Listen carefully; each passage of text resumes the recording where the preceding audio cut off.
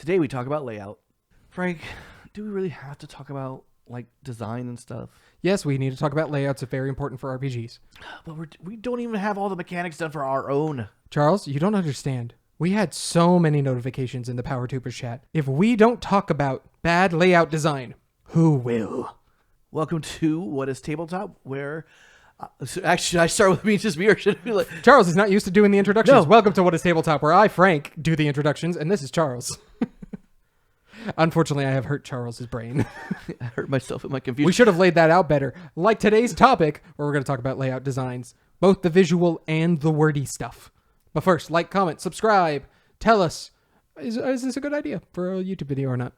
You can support us financially either through YouTube membership or Patreon, just like our new YouTube member, 100 goblins. 100 Goblins. They all chipped in $1, like less than like a cent each. Are they like in a trench coat? I don't know. What's the layout of what? I'm just wondering how Feral Goblins is going to feel about this. We have lots of goblins in our chat, don't we? Anyway, Charles, what are we talking about today? Today we're going to be talking about layout. The good, the bad, the ugly. Indeed, because there's a lot to talk about. So this is coming because two things. One, Peter released a video talking about game language, so we will talk about that. The second thing we're going to talk about is so we're in a group chat with a few other tubers. You can be surprised about who it is because it's everyone we went to Gen Con with. Yeah. I think someone called us it's like, so this is what happens when the Power Rangers let themselves go, and that's why we're called the Power Tubers. Sad, but fair. Shut up, Trini.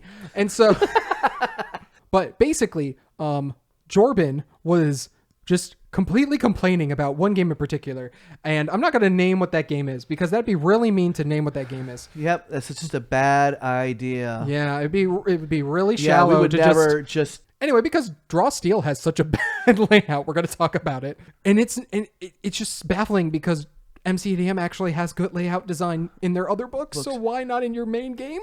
It was quite confusing. People were sharing pictures of the previous ones and then this one. So much empty space. So much. We'll talk about that. Yes, we will. What's the first topic, Charles? All right, first, so what's the point? It's basically a part of your marketing, if you think about it. At least in the past, you didn't have these big Kickstarter campaigns. You could do a newsletter, I guess. Yeah. You could do magazines. There was a few ways you could advertise. But the best way you could advertise was to have your book available in a store for people to pick up, scroll through, and be like, wow, that looks interesting. I'm buying it. That is actually how, if you talk to a lot of people who were playing RPGs back in the 90s, which was the previous golden era of RPGs, that's kind of how they discovered stuff. Is just like, oh, here's a new RPG. This looks cool. I'm going to buy it. And so layout is a few different things. It's not just the art. It's not just the words. It's also like how everything is designed on the page itself. How is it laid out? What does it look like? Is it easy to reference later on? These are important parts of your layout design. And here's the thing. I think most game designers are not thinking about the layout, which is fair. You're a game designer. You're not a layout artist. You can always pay out a professional layout artist, but then that's going to be... That's an additional cost, yeah. Yeah. I mean, I think that is what Peter is doing for Tales from Elsewhere, which is fair. And even like the mock-ups that Peter has kind of shown look pretty good. Yeah, absolutely. But that being said, you can also do it a lot cheaper if you just like download the software that you need to, like Affinity or whatever the other ones are. Like basically, if you can do it yourself, you're saving some money as well. Mm-hmm. And so then you get to pay yourself more, which is great. Yeah. But you need to have good layout design. Yep, I think that's a tinpole of TTRPGs. I think you need to have that because without that, no one's going to want to read your stuff. So let's talk about it from a first-time reader perspective. Yes. So when you are, again, looking at an RPG, you need to think about it in two ways. One is a reference manual. We'll talk about that in a moment. Mm-hmm. But more importantly, you also need to think about it as the first person who's reading this. Someone who has never heard of your RPG before. Are they going to be able to read through the rules in such a way that they understand the rules? They're not going to get everything. You never get everything. We've played so many RPGs where I'm like, yep, we got the rules wrong every single time. Mm-hmm. That happens. That's a part of the game. Don't expect them to get the rules perfectly, but can they get a majority of it correct? That comes across from, yes, the language you're using, yes, how you're describing the mechanics, but also the layout. If you have a good layout, it's going to be able to really show like, oh, that's that? Cool. I now visually have seen that. I now understand how this works. Cool. I can move on and keep moving forward. Well, exactly. And I think there's a lot of first-time publishers out there that struggle with this kind of idea of, I've got to get this game. But again, you want your game to look nice. I think everyone wants their game to look nice. I remember when Dungeons & Dragons 5e 2024 came out, we kind of doted on the fact like, oh, this layout's much better than the original one. Both, even the original 5th edition rules and the new one. I guys, we don't like to talk how good D&D does it, but they did a good job. There's a reason a lot of people can get into 5e so easily. It does a good job of onboarding people. Part of it is because of how the mechanics are laid out, where they expect whoever's reading this for the first time to just be like, oh, let's get you into the character stuff first. I'm not a fan of that personally, but that's my own personal preference. But it does a good job. It tells you exactly where everything is. You know how to be able to reference it later. But for that first time reading, like, most people really get like captured by D&D and are like, oh, yeah, I could see myself doing this. I can see myself playing this game. Yeah, it does a really good job of like laying out what you need to do first and how to get there. And even if you've never experienced a tabletop role-playing game, a lot of books are doing this now where they tell you like, if you've never played a TTRPG before, here's what a TTRPG is. We usually make fun of RPGs that are like, you've never played an RPG before. And it's like, you guys are such a niche RPG. Of course they have played one before. But you never can be sure. So how you explain it is very important. Absolutely. I also think the flow is super important. If you're introducing concepts in one thing that are never going to be expounded upon until much later in the book, that's going to confuse a lot of people. So I got to look through somebody's basically templated work of their rules. And I was reading through it and I'm like, this is a little confusing. Like, because they introduced a resource called DP. I was like, wait. I'm very confused because you have degradation, but you also have damage. So which is that? Right? Just inherently, you haven't told me what DP stands for. It was degradation points, by the way. But it did, because I had to keep looking and like look further down to be like, I'm confused what this is. Oh, I figured it out. Okay, now I have the context of it. Yeah. So that's also something you got to keep in mind for layout is like, are we referencing things future on? If so, is there a way we can do it very quickly here in this moment? So then that way they get the gist of it and then we can expound upon it later. Like we've had a few people send us review copies and we didn't like, I looked into it and I'm like, why is you starting off with your lore? No offense to lore anybody. Should be the last thing you do. As much as I love lore in a lot of things, I know a lot of people don't. I enjoy it, but yeah, that should be the last thing you include. Most likely, if I am playing your game, either I personally, Frank, am going to do my own thing, or the book and the art and just the recommendation have already gotten me synced into wanting to play the game already. I don't need a deep dive of the lore, the first thing. Your first thing should be how to play the game. Then it can be character creation. Then we can get into lore. So the good was D&D 5e. So now we have a bad one. So yes, we do have a bad example. And it's one we actually like. It's a game we actually really like. Good old Star Wars. Yeah. Back when we used to actually do reviews, here's the video. We tried to do reviews, but no one watched those videos. You want us to do reviews again, kind of let us know. That's kind of what the steel mechanics from videos are, in a sense, is just me reviewing them to some extent. But, you know. And we have a whole ranking system, too, that we can't use anymore because... Yeah, well, ironically, layout was basically one of those things. Yeah. So we did not favor... Like, we loved the Star Wars mechanics. We thought the thematics were really well done. Great job overall, but then the layout was terrible. I remember it being very confusing to find things in the book and then trying to look online to help, and that didn't help. It made it sometimes even worse. Yeah, like there would be parts where you're like, oh, this is where it's going to explain this thing.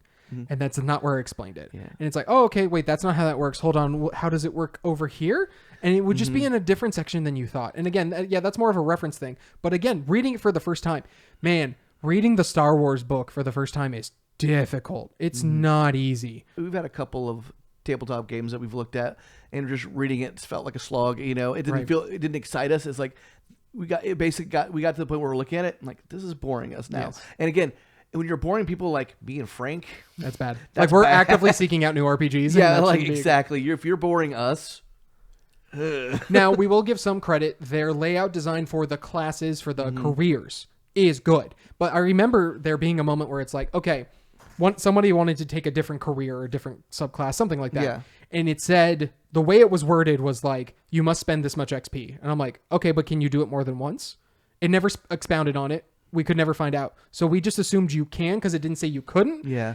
If you have players who are confused on if they can do something or not, that's not the best use of your layout. Yeah. If your players have brought to your attention something that's not working, you probably need to address that, or else you'll end up with. To me, that sounds like a playtesting problem with Star Wars. Was with your question, because again, I can't imagine that didn't come up in conversation, especially if they playtested enough. So, well, maybe because this is a completely different thing, but like, do you make your game for the average playing group that's not going to be optimized, or are you making it for the optimized people? And that can kind of change exactly what happens. So like, maybe they just made it for the like normal people, and those people are just going to take one career. You're not going to have people like us who are crazy and are like, no, we'll take 7 careers. And that's the thing too. I think a lot of times when you and I play games, especially you like to find that mechanic. Like you want to. I don't want to say you want to break it, but you kind of want to open it up and see what's inside type thing. You're very curious. Like, oh, if I made a character like this, how would this work? I think we have a couple players who are like that. I think Brooks is kind of like that too a little bit, but he's more like just wants to see how much chaos he can bring, though. Yeah, a for little sure. Different. Yeah, but yeah, Frank likes. I feel like you like to, like with the Fallout game. You're like, I want to make my character super lucky, but he believes he's smart. And I'm like, that's really funny. That's a cool concept. And we realized that's kind of broken, actually. Yeah, there's a reason why they don't let you have your stats go above 8. And Charles realized, oh, I shouldn't have let Frank get a 9 luck. Yeah, because it made it made it way too easy for him to do things he wanted to do. And I was like, well, that's on me. The next thing we're talking about is using it as a reference manual. Yes, so we talked about it already. There's the first time read through. Now that you've actually synced your hooks into a player and they're going to play the game, inevitably they're going to get a rules question, a rule wrong, and they have to look up the rule book. Here's the thing. It will happen where they will look it up in the middle of combat or in the middle of the game. And now you are taking time away from them playing your game to look up the rules to play your game. And if you do not do a good job of making it easy to find those rules, you're going to have a lot of angry players. So angry. I think Brooks introduced a rule that he's like, if we can't find it in 30 seconds, I'm just gonna make a ruling and we're gonna move on, but we'll make a note of it, which is, I think, a fair thing to do. But that's also good for designers. If you can't have someone find a rule in 30 seconds, okay, maybe there's something we need to rethink about a little bit there. I mean, yeah, there's lots of things like the index. Again, I'm going to point back to 5e. It works. Glossaries are great. Glossaries work. Indexes, table of content, I forget exactly which game it is. Maybe someone will tell me in the comments, but they had a list of terms. Oh, yeah. That you will find. I might have actually been the one I was reviewing, where it's like, this is what this term means. So as you're playing the game, you will know, oh, hey, when I say this is what I actually mean. So if I say like adventurer, I'm talking about your player character specifically, right? This is what we're referencing. So when we say an adventurer does X, it's only the player characters versus a creature does X. That's everything, right? That's a good use of reference manual. And if you have that at the front, that's awesome, because then they could just be like, oh yeah, that's what that term means. Great. Moving on. Yeah. So you need to make it easy to find and obvious where to find it at. So let's talk about a good example of this. Yes. Indominant does a very good thing. And it's because of several things, even though we definitely told the designers, hey guys, the layout as a first time reader was not good. Yes, they do a really good job of it. It was very confusing at first, but then they explain it to us. Yeah, because they put everything in alphabetical order instead of it being from one rule to another. And we explained to them, like, first time rule reading through, that's not good. But as a reference, beautiful. And they're even, like, some additional things. They had bleed over, right? As you can maybe see. You can see, like, how, like, you can see different coloration in the pages right there. They had each chapter have its own color and bleed through on each of the pages. So you can be like, I need to look up a character creation rule. You could flip open and be like, character creation is red. So I know roughly here is where the character creation rules are. And because it's in alphabetical order, you could just be like, okay, which one was it again? It was this one. Boom. Figured it out pretty quickly. Yeah, they made it obvious and easy to find. Yeah, which is great. Again, from a first time read through. But as a reference manual, it was perfect. Another point to make. Yes. About good reference manual is, if I'm opening up, if I find the page quickly, great. Can I skim the page to figure out the thing? What's important is making sure you also have bolded, italicized words, maybe different text blocks, a summary of things, bullet points. That stuff's going to be really good for skimming through the book. Because if I have to open it up and just be like, oh man, I got to remember what saving throw is this kind of ability. There it is, wisdom. Great. that's good. You have referenced it in a very quick fashion. Yeah, if you've ever taken any kind of like graphic design course or know anything about that, you know how important these elements are, because it's not just about what's in it, but how to get the person's attention. And having text blocks and summaries, these are things we learn in school. You know, I taught this when I was teaching, like, these are text features, they're important. So just keep that in mind. So now we're going to talk about the bad. Yeah, so Charles was not able to be playing with us for a while. Yeah. And so we decided we're going to play a different game, and everyone voted on Dune because they really like the setting and the lore, and the rules are fun when you can find them. Where are the rules at? Yeah, so in Dune, you have some, two different stats, basically, and that's it. And one is your drives, and one is your, basically your skills. Okay. And you take, the GM will say you're going to do the battle skill, and then you get to choose which drive gets attached to it, and that determines your target number you're rolling under to do. Okay. Super simple. Yeah. Surprisingly rules light. Really great idea. Awesome. Mm-hmm. The downside is you get additional benefits depending on how high you are in a skill or in a stat. And so if you're in a drive and you have it high enough, you can only use that drive when that specific thing is required. So for example, if I have a drive of power, but then my ideal in power is I must control everything, I can only use the power drive when that ideal is also being implemented. Again, great notes. You can then also, with the skills, also get some things. So you could be really good at battle melee or battle scrimmage, stuff like that. The downside is I can't tell you what the benefit of having those things is. Do you get an extra success? Does it lower the difficulty? Does it mean that you get to reroll? Does it mean you get to crit more? The drives I can't tell you because I was able to find that. But the skill one, I would look up multiple times, not being able to find it. And granted, part of the issue is that we weren't playing week to week, so we didn't get to really ingratiate the rules. But when there's so few rules in the Dune RPG, and I couldn't figure out, based off of looking in the book or reading the GM screen they gave me, what the skills benefits did, it's a problem. Yeah, that's something I didn't think about. Also, your GM screen layouts are got to be important, because the things that are going in there are important. Yeah, but that's a different video. If you want us to talk about GM screens, let us know in the comments. The next thing we're talking about is creative inspiration, how looking at these different books help inspire future developers. Well, not even just future developers, the people playing your game. Can I open this book and say, I could see how I play this game? And the answer should be yes. So this is going to mean including things like enemies to fight, an adventure possibly in the book, right? If someone could be like, I grabbed this one book and now I can run my own campaign. Awesome. Great. You're going to do that. This is where art actually comes in quite a lot. If I can look through art and be like, that's a cool piece of art, how can I do that? We did that with, this is not the example, but with Daggerheart, there was a really cool piece of art in Daggerheart that was like a robotic dragon. Yeah. And all of us were like, that is awesome. And that's what you want. You want someone to be like, well, now I got to figure out how to get this robotic dragon in there. It's pretty dope. So first we're going to talk about the good. Wildsea. Yes, Wildsea does a very good job of inspiring you. So again, lore, you should have it in your games. Wildsea does such a good job of explaining the lore as you're reading through the rules. It makes you want to know more about the lore, right? I mean, chainsaw ships. Ships that are chainsaws that ride the top of trees like the ocean.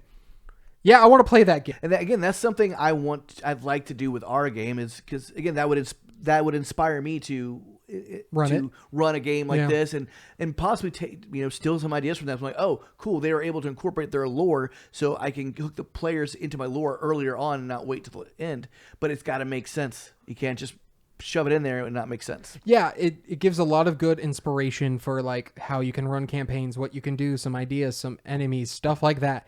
There's so much that is there to inspire you to run a campaign. It does a good job there. So the bad we have are generic systems. So we've talked about generic systems in the past. Go watch that video. They're fun. They're good. They get the benefit of being able to be in any setting.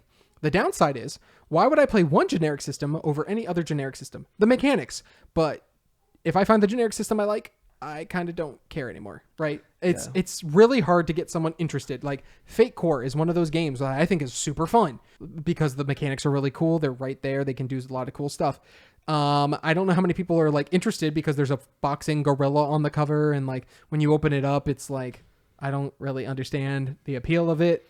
It's a fun game when you play it, but it takes some time to convince people of that. You had me at Boxing Gorilla. Let's go. Okay, you're not helping the point, Charles. I'm saying generic games, because they don't have a setting, because they don't have the adventures baked into it. They can just throw anything they want onto the cover and be like, hey, you can do this. Oh, really? How? Oh, I got to figure it out now. Yeah, it can be a problem. Like the basic generic role-playing system that, they use for Cthulhu and stuff like that is not as enticing to people to want to run as Cthulhu itself. The next thing we're going to talk about is the visual layout. Yes, this is the visuals itself. And let's just get the bad out of the way right now. Draw Steel. We're going to put some pictures up on screen for you. And you see all that white space? You see how there's nothing there? You see how there's a bunch of text that isn't different in any capacity from itself. Like, it seemed like they were working like very hard on this, but this is something that it was, again, I think this was something that was overlooked. I just want to say this is not how we feel about Draw Steel. No, I think the mechanics are interesting, but again, we've talked about this. If you don't have a good visual layout, it's not going to make people want to play the game, and it might infuriate some people to just hate the game entirely, even though the mechanics are actually kind of interesting. Yeah, again, we showed you the pictures. You decide for yourself if you think it's a good layout or a bad layout. Ultimately, I feel like this looks too bland. It's something like a beginner InDesign student would make. Yeah, which is so sad because like previous stuff by MCDM is good. Like it's got interesting layouts inherently. But now we have some good examples. So what are some good examples of this? Mork Borg. So Mork Borg can lean into the too much. But I think that's very intentional for the game. It tells you the style so much by the concept art and the layouts that you completely understand what kind of a game it is. Oh, for sure. Like, I got this game. Frank suggested getting this game just to kind of, so I can look through it, check out feats and stuff, like kind of to inspire what we're working on our games. And when I looked at it, I was like, that's a lot. He's like, yeah, it is. But I know exactly what I'm getting looking at this book. There's nothing, it's not bad.